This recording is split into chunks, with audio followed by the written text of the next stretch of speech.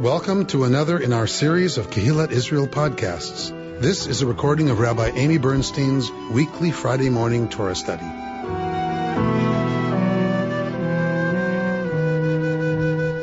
We've been engaging with the words of Deuteronomy. We've been engaging with the words of Dr. Micha Goodman, writing about Deuteronomy and how he understands the agenda of the Deuteronomist, who in his mind is Moses.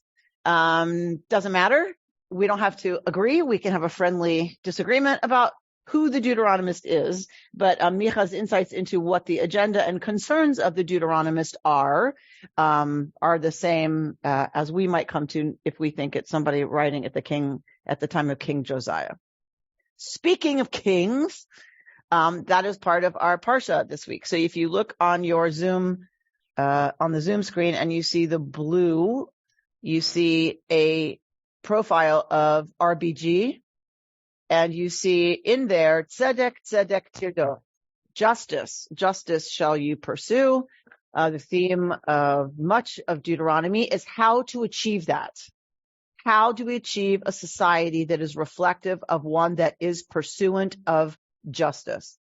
So we're going to look a little bit at what the Deuteronomist is going to do this week. Remember what we talked about last week? We talked about the fact that the Deuteronomist is very concerned with what's going to happen to the Israelites once they reach the land and are successful. The Deuteronomist is deeply concerned about what will happen when the Israelites have power, because power tends to corrupt, as does wealth. And why? Wealth corrupts because I'm now somebody who deserves this. And that is different from somebody who doesn't. And then we treat those people differently. And the Deuteronomist is concerned that the Israelites should use their wealth. It's not that you can't have wealth. Wealth is a good thing. Wealth is a blessing. It's a good thing.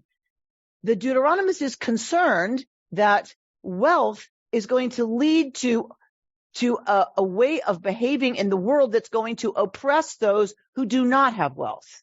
That is the big concern of the Deuteronomist. So we looked last week at the ways that the Deuteronomist is helping, or Moses, whoever we want to put this in the mouth of, is helping the Israelites to understand how they're supposed to approach having power and having wealth. So last week was about power. We talked about Shabbat. We talked about festivals. We talked about all those ways that the Israelites were commanded now to do so that they include as much as possible those who don't have in their celebrations, in their sacrifices, in all of those things to feed those who don't have.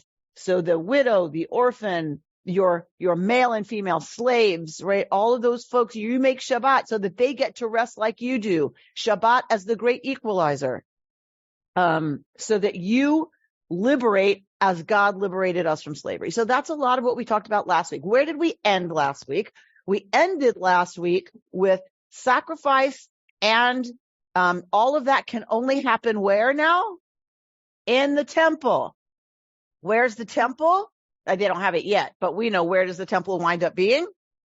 In Jerusalem. If you believe the Deuteronomist is writing in the time of Josiah, the temple's in Jerusalem, right? If you're Moses, you're imagining. But now Deuteronomy says you can only sacrifice at the temple. What did that do? So we know it's centralized worship. What else did it do? Micha argues. One of the things it starts to do is it lowers the power and the presence of the priesthood.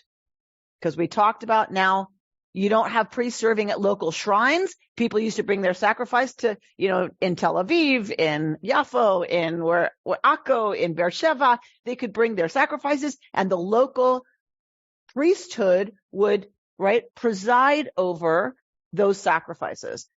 Now, if you only have sacrifice happening in Jerusalem, you've lowered the presence of the priesthood and its activity among regular everyday folk. What else have you done about eating meat? It's open to everybody. You can eat it whenever you want, wherever you want, what does that do to the act of eating meat? Micha argues that it secularizes meat eating. So now it's a secular, regular bologna sandwich event.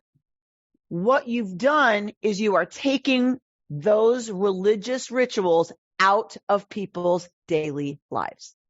So if you had to sacrifice meat and you had to get a priest and blah, and you went through all that and you shared it with your village, all that was a special occasion. And the priests presided over that. So religion and the cult was part of people's normal life. It wouldn't be daily, obviously, because you wouldn't kill an animal daily. That's way too expensive. That's extravagant, right? But let's say you killed one every couple of months, right? And fed everybody. But if you got everybody in the town doing that every couple of months, possibly the priesthood is officiating daily at somebody's sacrifice. So now you've taken the cult out of people's daily lives. So it could seem like you're making sacrifice more special because now it's only happening in Jerusalem. But Micha says, no, Deuteronomy is making the cult far less a part of people's lives. Okay. All right. So let's see the other moves, that relate to this. So we're going to go to Deuteronomy 17, verse 14. All right. So now we looked a little bit at the institution of what's impacted the priesthood and what's happening with the priesthood. Let's look a little bit now at Micha directs us in our Torah portion this week, to look at what's happening with, politics and power vis-a-vis the king. Hitavo el haaretz asher Adonai Elohecha noten lach, v'yirishta, v'yishavata ba, v'amarta, asima alai melech, kechol hagoyim asher sevivotai. So when you get to the land that God is giving you as an inheritance, v'yashavta, and you settle it, you settle in it, and you say, so first of all, you have to get there, then you have to settle it. These are the conditions that have to be met. You have to get there and you have to settle it. Then, and you say to yourself, I will set a king over me, as do all the other nations. You shall be free to set a king over yourself. Verse 15, one chosen by your God, Yod-Heh-Vav-Heh. Be sure to set as king over yourself, who? One of your own people. You must not set a foreigner over you, one who is not your kin. All right. What is the word for kin, though? It's a very specific kinship term. What is the term here? Achicha, your brother. What does brother imply? For sure. Well, newsflash in the Department of Duh, right? We're talking about ancient Israel. Yeah. So male. What else? What is family? Connection? Equal. Very important.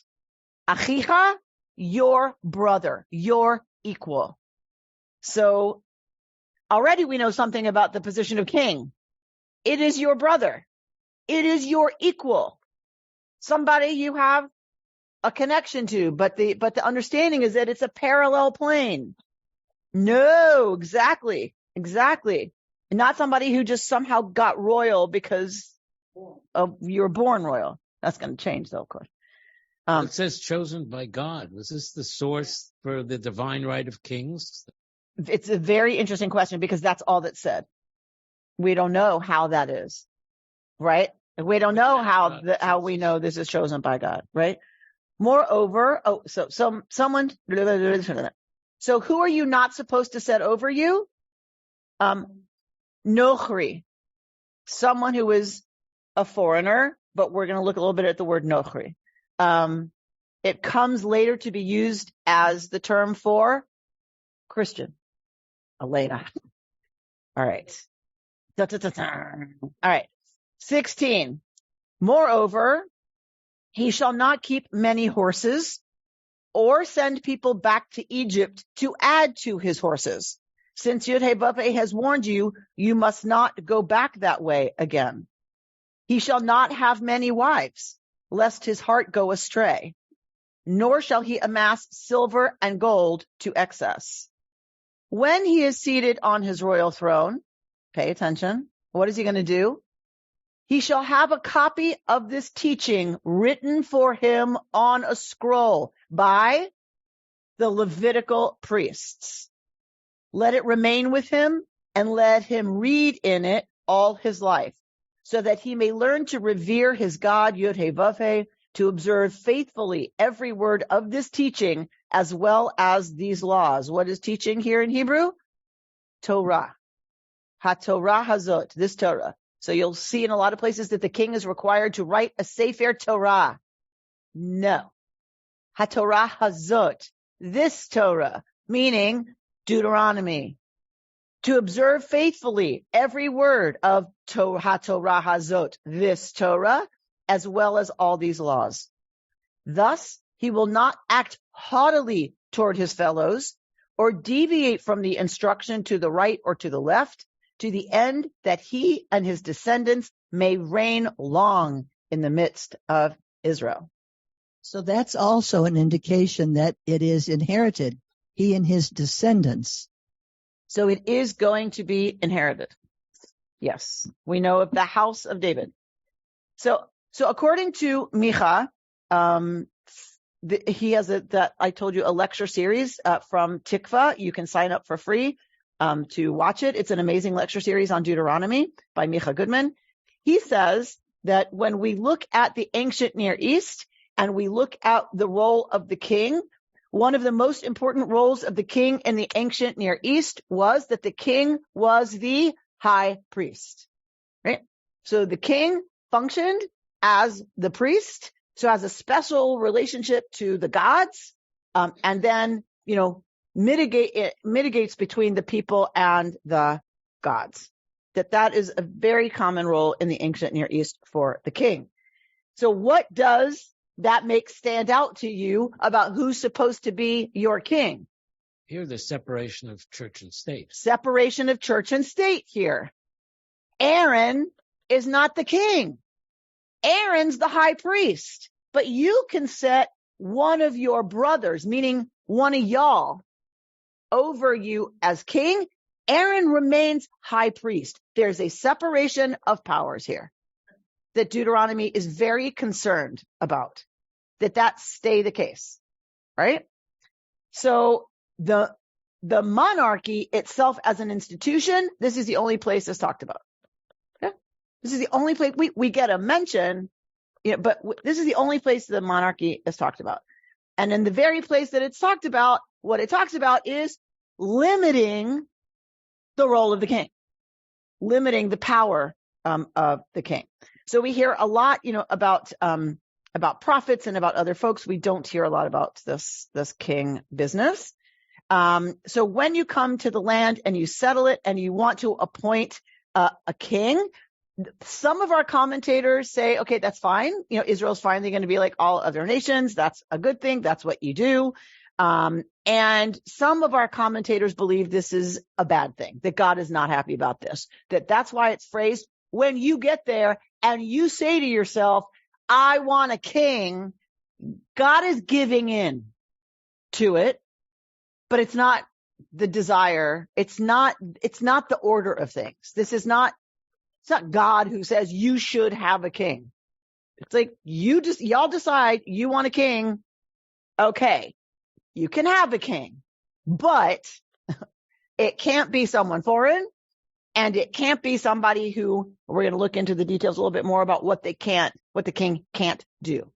But it doesn't say that you have to have a king. Exactly. And what other choices did the people have to govern themselves? So there could have been councils of elders.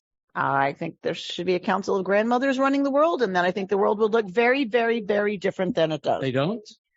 Linda? This sort of sounds like current elections. I mean, how is this king chosen? We're not told.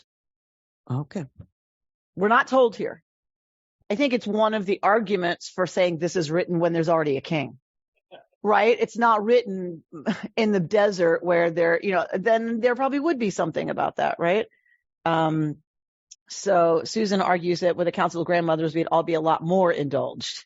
Yes, but in the ways I would hope that make us better people, right, Susan? And not in the ways that make us dangerously narcissistic. I want to say if these laws or suggestions were followed by today's rulers and also and also like the heads of corporations, we'd have a much better world. You're not supposed to use the position to amass horses. You're not supposed to amass money. You're not supposed to amass wives. It's not a position I can't hear the question. Can someone down there hear? Oh, sorry. I'll write a message. You're asking why the king shouldn't have a lot of horses and silver and gold and stuff? No, I'm saying the world would be a better place. Yes. The world would be a better place if those in power, right, didn't have access to a whole bunch of stuff that Torah tells us corrupts us if we're not careful. Presidents and CEOs. There you go. Okay. Yes. God seems to have changed. Before this, he said, go in and kill all the people in the land. Yeah. And now God is saying, be nice to people. No.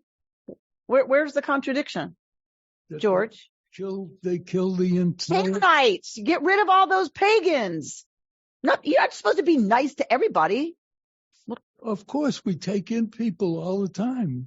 Strangers, we welcome to our who house. live with the Israelites, among the Israelites, and observe Israelite cult traditions. Yeah.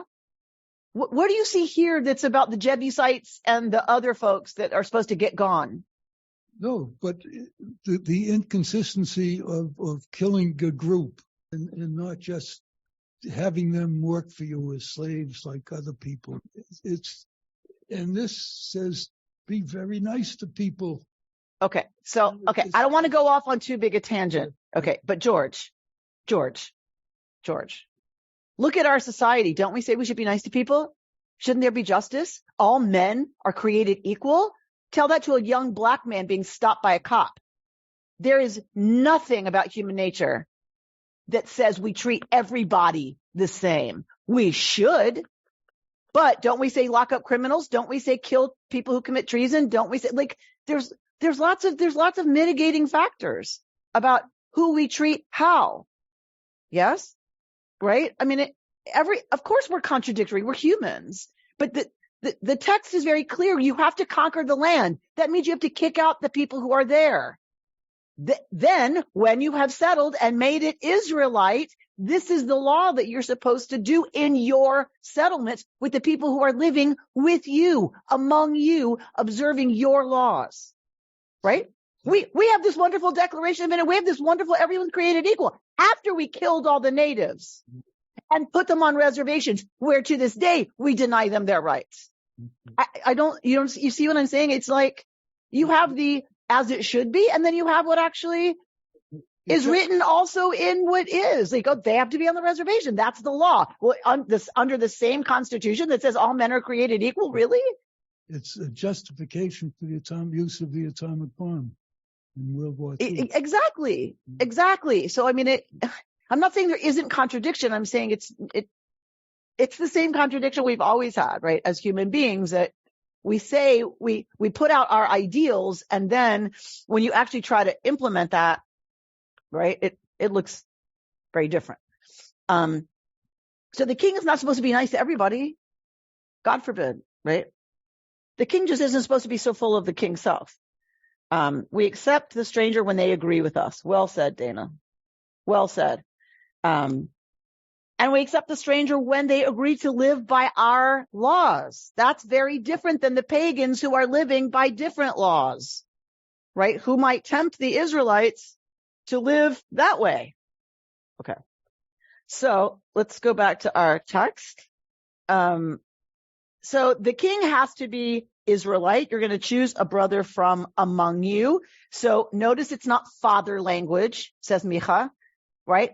Because that implies already, whether you love or hate your father, it implies a hierarchy, right? So brother language is used to break this idea of hierarchy. And that's a metaphor that really, he says, reflects the political philosophy of Deuteronomy. You can't have a lot of wives as the king, a lot of horses, or a lot of gold and silver.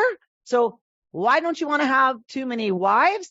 so that it doesn't lead you astray. Okay, really? What does it prevent you from doing as the king?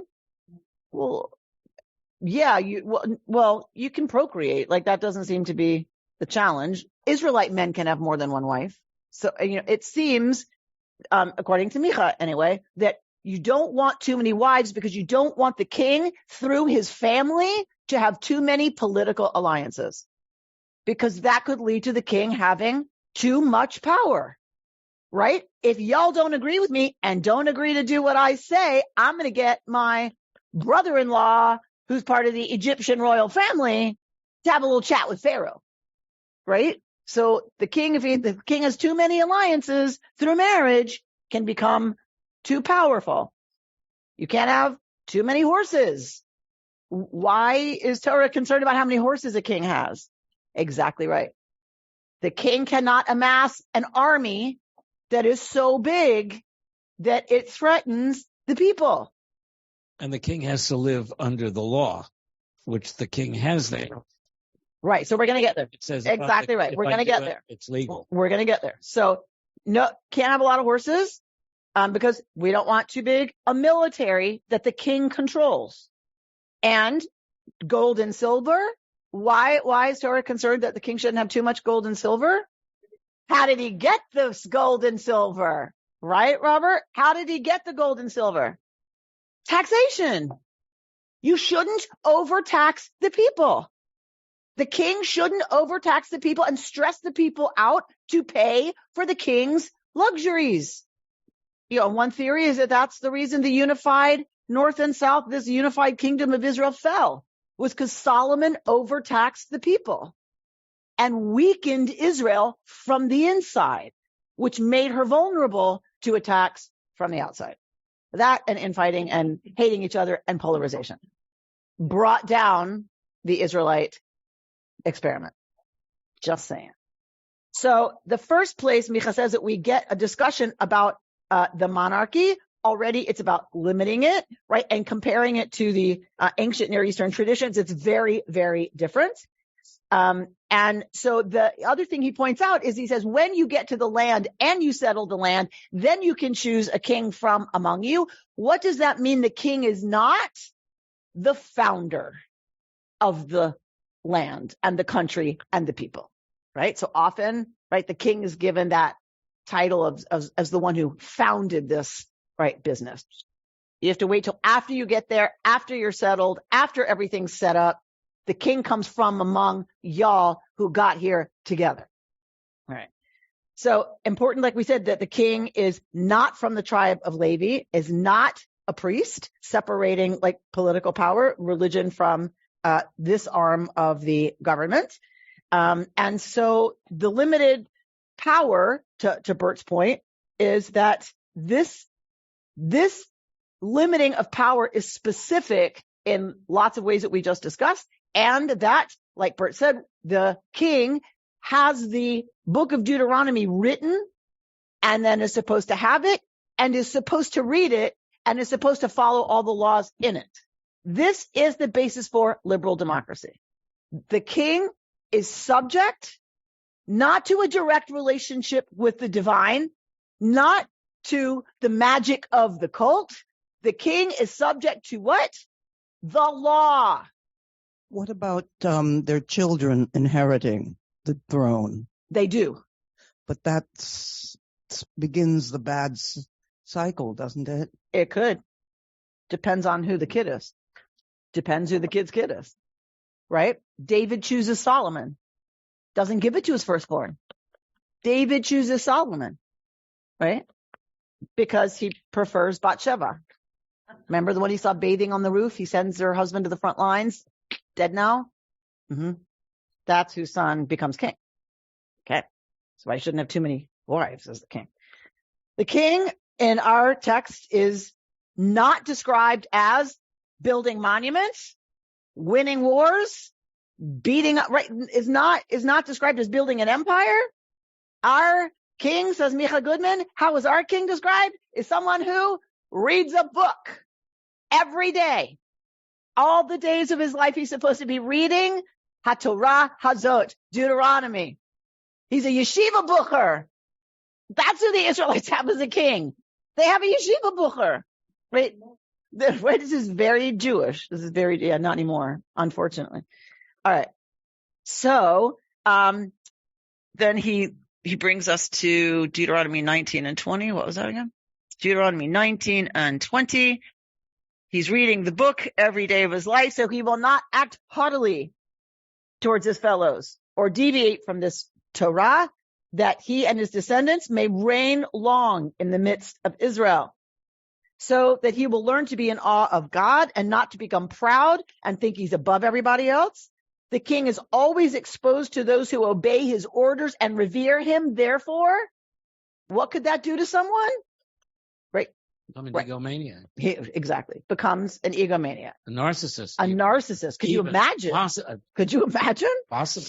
That it could, right? So reading Deuteronomy, Micha argues, all the time, every day, reading Deuteronomy keeps reminding the king, you are achechem, their brother, and you are beholden to this law, which includes all the stuff we've talked about, protecting the weak, the widowed, the orphan, the hungry, the Levites who have no land anymore, or never had any land, but now are kind of unemployed, right? So that is part of the purpose, says Micha, is to keep the king, who always has people saying, yes, your highness, yes, your highness, yes, your highness, from getting too, right, full of himself, by remembering every day that he is subject to this book, he is subject to this instruction, he's subject to this law.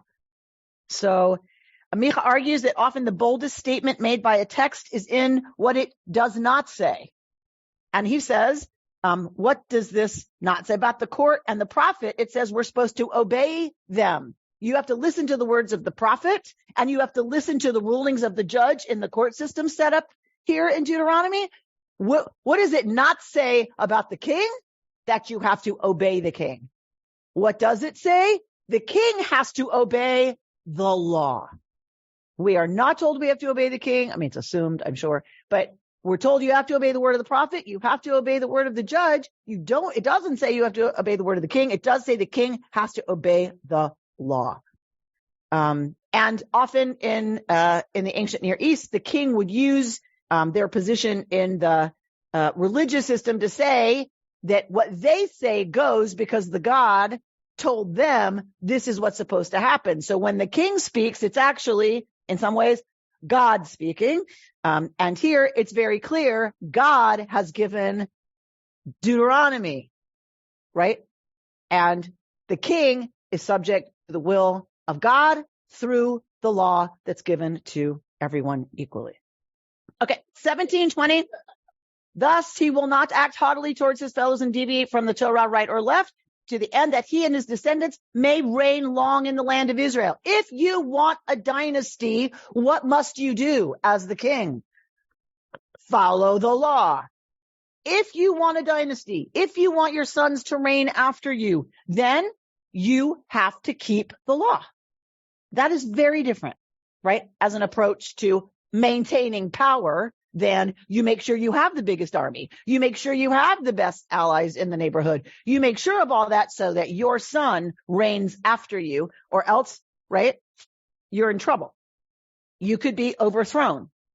According to Deuteronomy, the way you stay in power, the way you create a dynasty, is that you follow the law that governs all of us. I think it's assumed here that it's your son. The son of the king reigns. Not necessarily.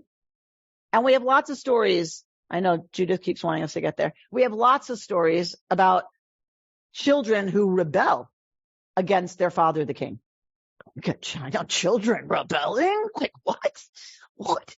So we have lots of those stories where the son rises up and revolts against the father, who's the king. And then it causes, right, horrible, horrible things to happen. Okay, so Micha reminds us, where is this taking place? This is taking place in Israel. Where is Israel? Between Egypt and Mesopotamia. Between the two places in the ancient Near East that glorify kings. Think about Pharaoh. I mean, come on. right? You don't get more glorification than that. So Pharaoh, it was just the same in Mesopotamia. The king is the high priest. The king has all those, godly connections and powers. And Micha says, here's this tiny little nothing kingdom in the middle of these two superpowers in the ancient world who glorify the monarchy, who glorify the king, who glorify power. They are empires. Mesopotamia and Egypt are empires. They're not just their country, right? They are entire empires, north and south of Israel. A tiny little country comes and says, nuh-uh. That is not the way to do it. Instead, they create a system that limits the powers of the king. And for Micha, he says, this is a political revolution in the neighborhood. And for us, as Americans, we should be very attached to this. This is the move that opens the door for democracy. This is the move. So, because this is known, it becomes known, right, throughout the ancient world, and certainly through Christianity, it becomes known even wider. This is what opens the door for democracy, is this idea that the highest position in the land, call it king, call it president, call it whatever, the highest power in the land is governed, him or herself, by the law. Everyone has to go by the law. And we are now watching it play out in our time every day on the news. What happens when some folks in power, right, want to challenge the assumptions made by the law to a certain point, right? Now we're seeing that play out. Now we're going to see, now this system is being put to the test. Can it withstand, right, a challenge to the law's authority? We'll see what happens. And who interprets the law, right? So when we get to the part on judges, right, this parsha's called Shoftim, judges, because Deuteronomy is very concerned about the judiciary. Deuteronomy is very concerned about who gets appointed to be a judge. For those of us who thought, well, yeah, that makes sense. Now, I don't know about y'all, I read all of that very differently about the qualifications for a judge. The reason it's so important is because when this is under the most stress possible, who are the ones who are going to protect the kind of the, not just the approach, what am I trying to say? Who are the ones that are going to approach kind of the point, the goal of the law? Your judges, because it's going to be challenged through the court system. It's that old that judges had to be people you could trust, would think of the good of the people and the good of how to apply the law to the situation at hand. That has always been the case. For us, we are seeing, the incredible importance of having people in the role of judge who we feel are going to truly, for the good of the country, apply the law and the rulings that are going to come. Yes. I was just thinking about how many of us are thinking about this, like the epitome. We are living it today. And then I think, every Shabbat, are we living every situation that we, read about in the Torah? Or is this like amazing that we are in a state a state of mind that this is really being faced directly by every member, not only of our country, the entire world, who is above the law. Yes. And it's amazing today how appropriate. Did you just choose this for today? This is like amazing. Just saying, like a couple of years ago, I was teaching and like every week it was just like, whoa. And I was like, I didn't write this, people. It's like right here. Open your book. I didn't write this. But y'all know Trisha's mom? Okay. Yeah. Our beloved Trisha. So thank you. Thank you for Trisha. So it's, there are times where we read Torah and it's like lovely on so many levels to have it apply to us today. There's times we read Torah and go, right? Like, thank thank God we have an understanding and something that's been given to us for so long, an institution of the judiciary that has a check on the power of the executive branch, right? Which has a balance, in this case, with the priesthood and the prophet, the role of the prophet. Hang on, Judith's got the mic. The awe of the Torah is that it does fit every time. Every week, something makes us think, oh my goodness, I just had this situation. You know, when you look at exactly what's happening at this time in Israel, who are the judges? Who are the judges that are going to be appointed to be the judges? Is what the legislation that passed going to pass muster with the Supreme Court? This is real. Mm-hmm. Forget about what's happening here. Yeah.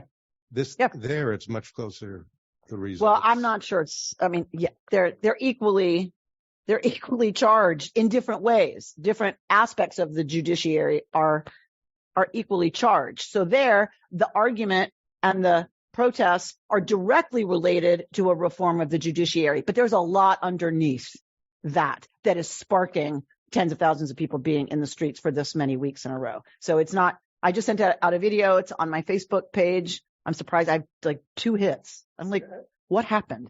So there's this amazing video that went viral in Israel about what the tensions are between the two sides that has nothing to do with the judiciary. It has nothing to do with judicial reform. It has a lot to do with 75 years of history, right? So look at it on my Facebook page. It's on my KI Facebook page as well. It's an incredible video. I had to watch it like 7 times to catch like all the references, you know, because it's subtitled, but it's like, wait, what? It goes really fast because it's like hip hop. So part of it is on the judicial reform because it's about how much power the judiciary has in relationship to the executive branch, and in Israel, the legislative branch.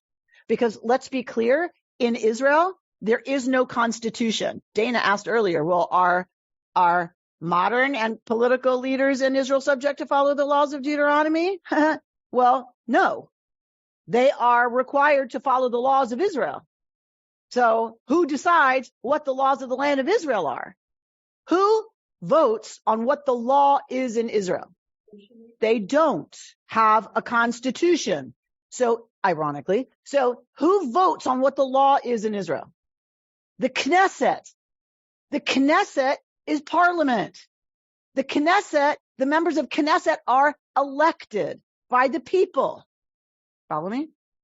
Who is the prime minister related to? The people in Knesset. The head of the major party in Knesset is the prime minister. Therefore, there is no separation between the legislative and the executive branch. What is the only check on the unified executive legislative branch? What's the only check on that? The judiciary. So the argument is you're giving ultimate control and power to people who were not elected by the people. That's the tension. Some people want more ability to influence the government. We are the people. We should elect the ultimate authority. They shouldn't be appointed. So that means who should have the ultimate authority? The Knesset and the prime minister, because they are elected.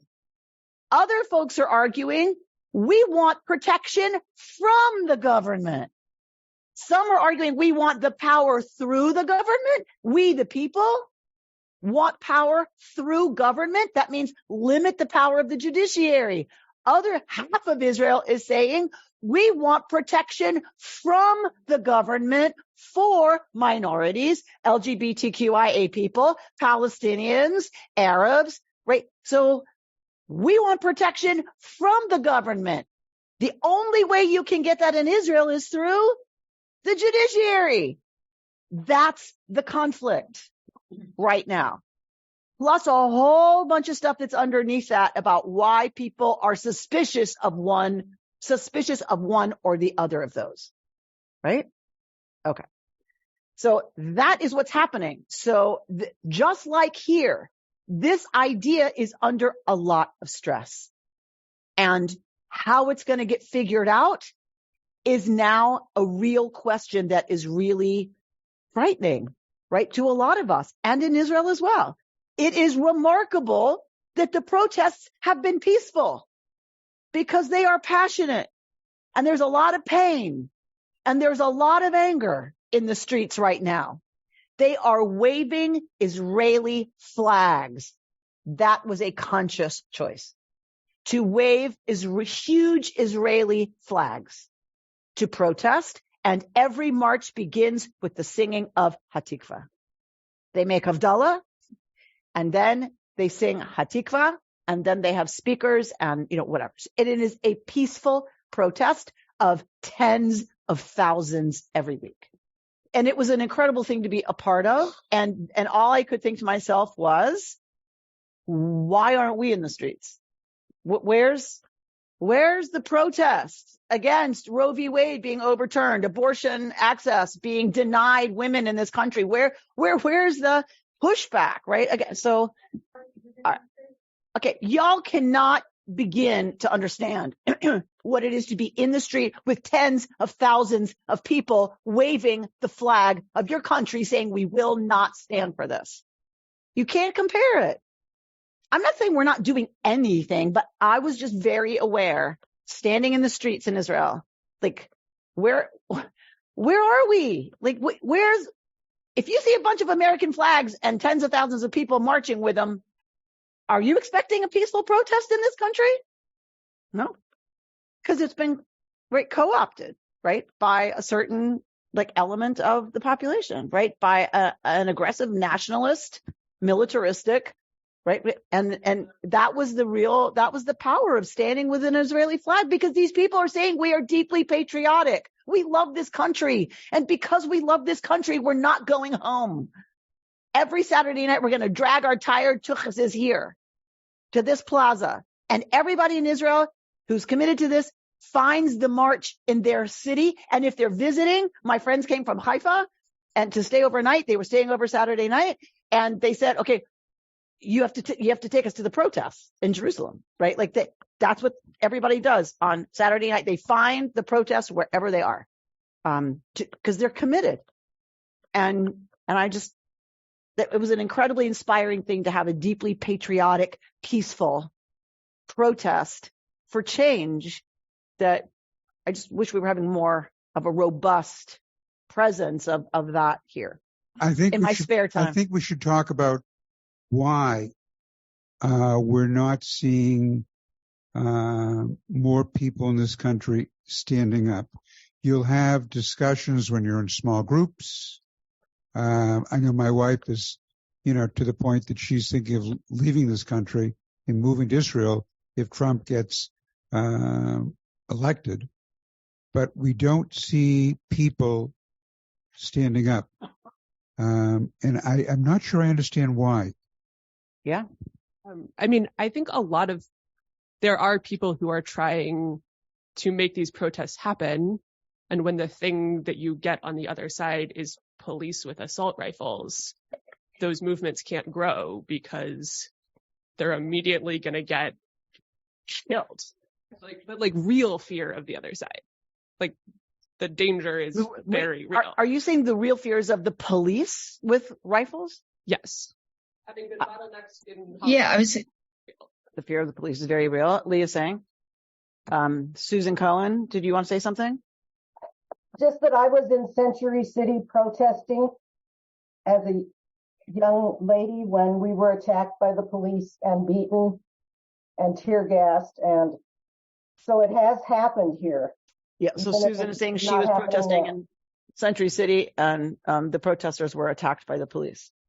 For me, I also think that there's a real fear of the other side driving a truck through a protest. I think there's a real fear of violence from the other side that prevents, and the fact that guns are so prevalent in this country is a real issue. We often think of that as an aside, but there are so many guns. You can't get a gun in Israel.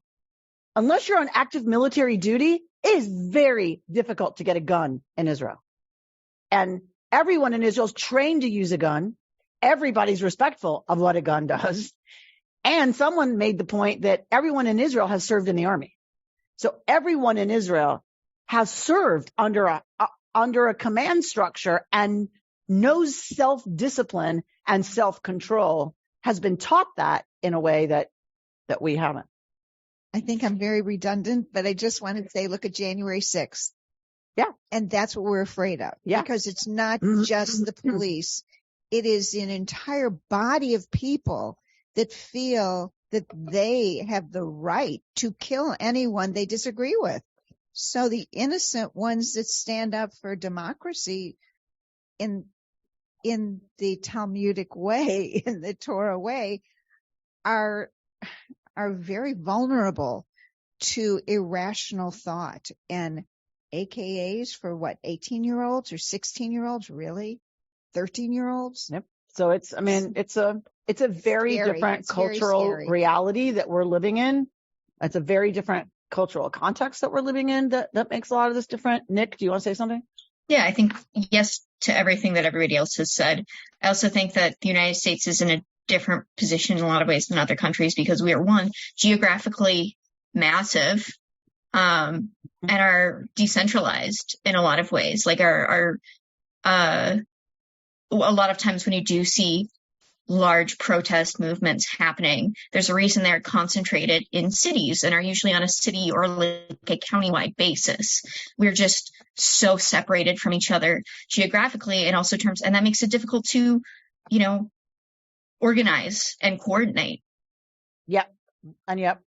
We go back to Chicago, the Democratic National Convention. You saw people in the streets. I'm just not sure we'll have marches for minorities, but as Jews, at least, we don't stand up for ourselves. The thing that bothers me is as Jews, we stand up for others. We don't stand up for ourselves, nor do we stand up as much for things that we supposedly believe in. We talk, we don't do. I'm curious what that would look like. I stand up for myself by teaching every single day here. That's how I fight anti-Semitism. I teach Torah. Okay. So, I mean, it's like, what does that look like, standing up for ourselves? Like, I'm not sure what that means other than living a positive Jewish life openly and proudly. Well, to me, at least, standing up, I have this constant argument at home. If you really are that anti-Trump, then go out and raise money, work for a candidate, do something. It is not doing something, just being angry. Right. So, but you said standing up for ourselves as Jews. What does that look like? I don't see Jews as much standing up. We do tremendous things standing up for other minorities. We do not defend Jewish people. We do not stand up for anti-Semitism in this country. So what does that look like, Jim? That's my question. When they say to me, Rabbi, what are we doing about anti-Semitism, the rise of anti-Semitism? What am I supposed to do about the rise of anti-Semitism? I teach Torah. I live my life as a proud, out loud Jew. That's how I. But most don't. Most don't. Most hide being Jewish. I don't know. Well, my observation. Well, my Jews don't. So, I mean, I don't know what that means. Your minority of Jews don't. The majority of Jews are quiet when they'll hear something negative. I mean, all right. So we need to be louder. Huh? Hard to Jews, be louder.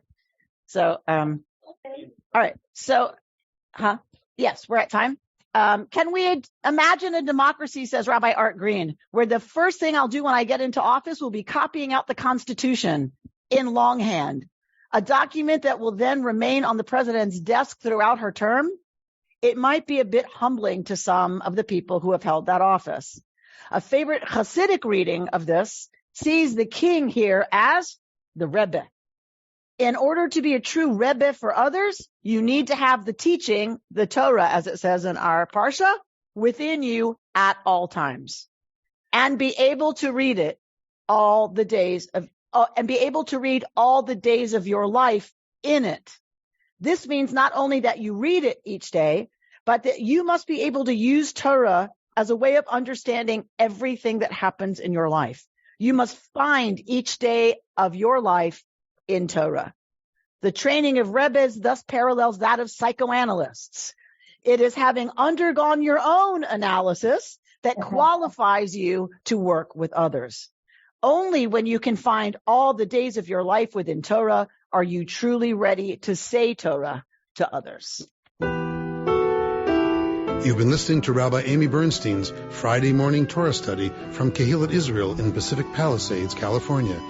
For more information, go to our website, www.ourki.org.